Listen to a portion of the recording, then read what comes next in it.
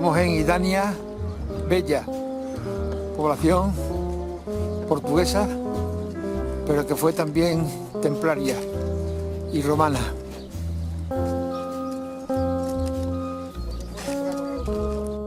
Las ciudades que intentan mantener un poco la importancia que hacen, construirse una muralla para defenderse. Pues lo que le pasó a Idaña Bella, el siglo IV, construir la muralla. Ahora, si se fijan, no vamos a poder entrar a la ciudad por la puerta de la muralla, porque hay un de piedra detrás, de color rojo. ¿Por qué? Porque cuando la muralla empieza a perder importancia, o la ciudad empieza a perder importancia, ¿qué le hicieron? La llenaron de tierra. ¿Para qué la llenaron de tierra? Para evitar que se la llevaran. Porque como la ciudad se había sometido al expolio, si se llevaba la muralla se quedaba esto de guardecito. Entonces, un muro entero de tierra prácticamente cubriendo la puerta, y cuando los arqueólogos excavaron la ciudad, pues se encontraron con la puerta prácticamente intacta. Ahora, para poder entrar a la ciudad, ¿por dónde se entra? Por este trozo de muralla que rompieron, se dan cuenta que ha desaparecido, para poder acceder al interior. Aquellas chimeneas que están viendo ustedes allí es el siguiente punto. Es la casa de los Marruecos o de los Marocos, que eran los dueños del pueblo a partir del siglo XIX. Cuando lleguemos allí les contaré por qué eran los dueños del pueblo. Venga, vamos por ahí.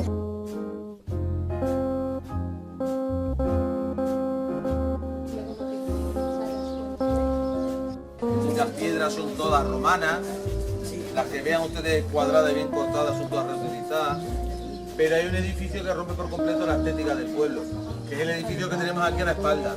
Fíjense el pedazo de edificio que ocupa toda la manzana, ¿eh? Esas son las chimeneas que veíamos cuando veníamos para acá andando, ¿eh? Esta es la casa de los morocos o marruecos. ¿Qué significa? Eran los dueños del pueblo. Les he dicho que esta es una ciudad romana, que después de ser romana fue visigoda, que después de ser visigoda fue árabe, que después de ser árabe fue templaria y después fue de la Orden del Cristo. La Orden del Cristo se extinguió en el siglo XIX. En el siglo XIX, la corona de Portugal empezó a vender, pues como lo de la Orden de Alcántara que hemos visto esta mañana. Entonces pone a la venta el pueblo, prácticamente, y pone a la venta todo el término municipal. Bueno, pues los morocos resulta que eran los alcaldes de Idaña Bella y se entera. Y antes de que nadie lo pueda comprar, lo compraron ellos. De hecho, se convirtieron en los terratenientes de Idaña Bella. Terratenientes, cuando vayamos luego para allá les voy a contar dónde hay alguna de las fincas muy fértil. Y a finales del siglo XIX, para mostrar el poder, pues construyeron esta enorme casa que tienen ustedes aquí. Esta casa está casi 40 años en construcción, ¿eh? La leyenda dice que el primogénito de la familia Morocco se enamoró de una chica de Lisboa. Y para convencerla, porque no se quería venir a vivir de Lisboa aquí, lógicamente, el que iba a hacer su suegro le construyó el palacio. No sabemos si la convenció o no la convenció, me da la sensación de que no. Pero evidentemente es una casa que muestra el poder que tenía esa familia. Y les cuento solamente un detalle. Los balcones que están ustedes viendo son de piedra, ¿vale? Totalmente de piedra. Pero es un bloque entero de piedra.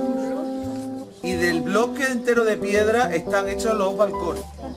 El granito lo traían directamente desde Italia. El bloque entero.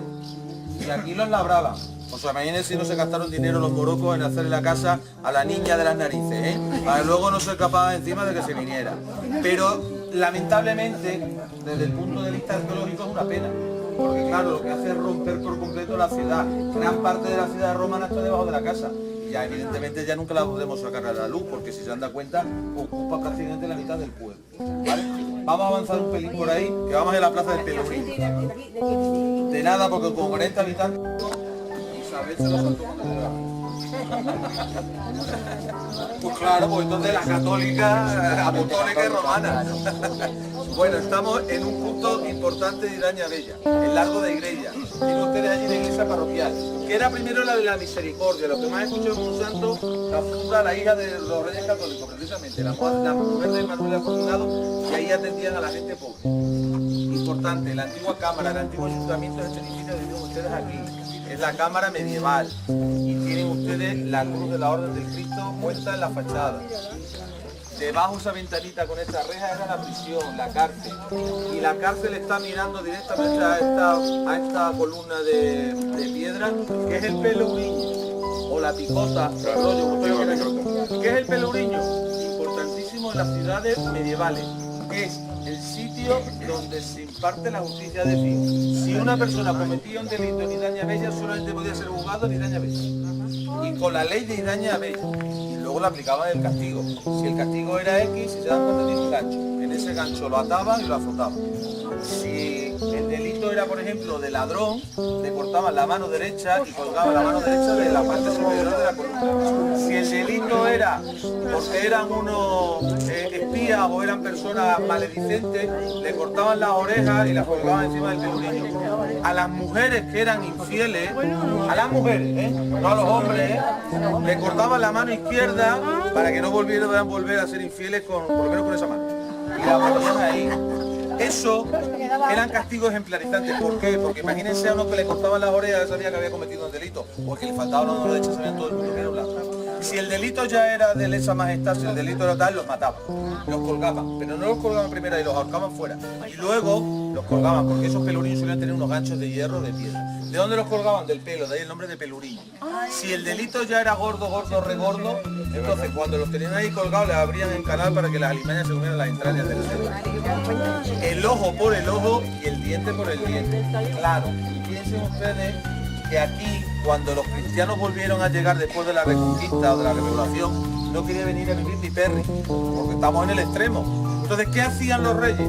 Perdonar pecados. Si en otros sitios habían cometido delitos, el que venía y daña Bella a repoblar, ese delito se lo borraba. ¿Por qué pasa? Que por aquí lo que había era muchos delincuentes sueltos.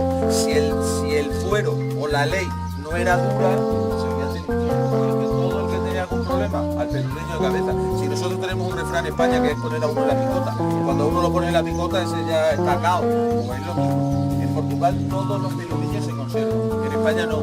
El siglo XIX muchos fueron derribados porque era un símbolo como construcción. Aquí, sin embargo, se mantiene.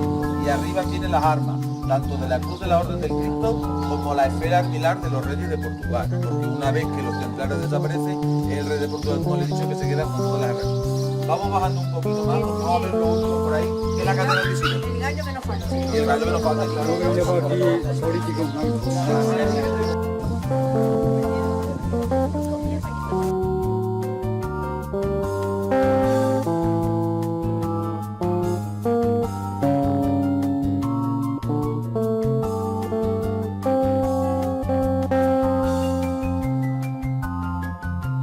Ya.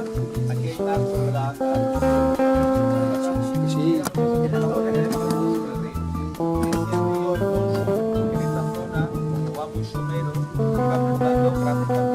De hecho, en una casa al lado de un pasado se encontraron en el 19 una inscripción romana de un tal Máximo Bocio Modestiano que le hizo un altar a Júpiter porque había encontrado 144 libras de oro. ¿Vale? 144 libras de oro, para que se hagan una idea, aproximadamente son unos 60 kilos.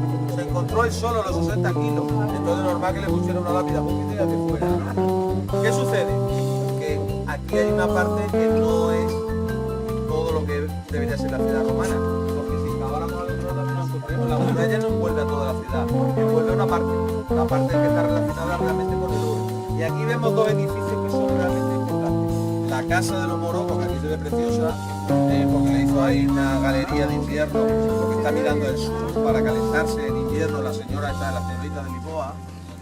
Y luego la catedral visigoda, que es este pequeño edificio que parece que pasa por aquí desapercibido. ¿Qué significa que es una catedral visigoda? Porque la ciudad tuvo una importancia realmente muy grande. 1, ciudades romanas. 2, a final del Imperio Romano el cristianismo se hace la religión oficial. 3, en aquellas ciudades más importantes los paleocristianos ponen su catedral y su obispo. En Mérida, por ejemplo, en Coria, por ejemplo, o en Idaña Bella, por ejemplo. En la época visigoda esas catedrales se mantienen. Ese edificio que están ustedes viendo ahí es del siglo VI de nuestra era, 1400 años aproximadamente. Y después de ser catedral visigoda, fue mezquita musulmana. Y después de ser mezquita musulmana, aparecen por aquí los templarios. Y le dicen, el rey le dice a los templarios, allí había una ciudad romana que tiene una catedral, a ver cómo está aquello, porque hay que traer al obispo, claro, porque si hay una catedral, y los templarios dicen, tú estás zumbado, perdón. Si te das cuenta, Idaña Bella está en el fondo del río, y si vuelven los musulmanes otra vez, al obispo se lo cepillan. No puedes dejar a un obispo en Idaña Bella. Y el rey toma una decisión que va a condenar a Idaña Bella para siempre, que es llevarse el obispo de Idaña Bella a Guarda, que es una ciudad que está más cerca de la Sierra de la Estrella. 1199. A partir de ese momento la ciudad empieza a decaer por completo. Si no hay obispo, no hay ni catedral. como esa catedral no tuvo el último paso, por eso es una catedral visigoda prácticamente entera. Imagínense, lo que les acabo de decir, la de Mérida, la de Coria, la de Toledo, la de Sevilla, la de Salamanca, están construidas sobre catedrales visigodas, que luego las hicieron más grandes cuando pasó el tiempo. Como aquí es una necesidad no hizo, por eso se considera la única catedral visigoda que hay en todo el mundo. Y está en un pueblecino de 40 habitantes. Imagínense las vueltas que da la historia, para que unas veces uno esté en la parte de arriba y otras veces, sin embargo, esté en la parte de abajo. Daña Bella tuvo su parte de gloria y ahora, sin embargo, tiene su parte, porque este pueblo está a punto de desaparecer. Cuando pasen 2 generaciones, los 40 habitantes quedará uno o ninguno. Pero sinceramente, todos los restos que tiene nos hablan de la magnificencia de una ciudad realmente fantástica, ¿eh? Imagínense el poder que pudieron tener por aquí, primero los romanos y después todos los otros pueblos que han pasado por Idaña. Ya no les cuento más, ¿eh?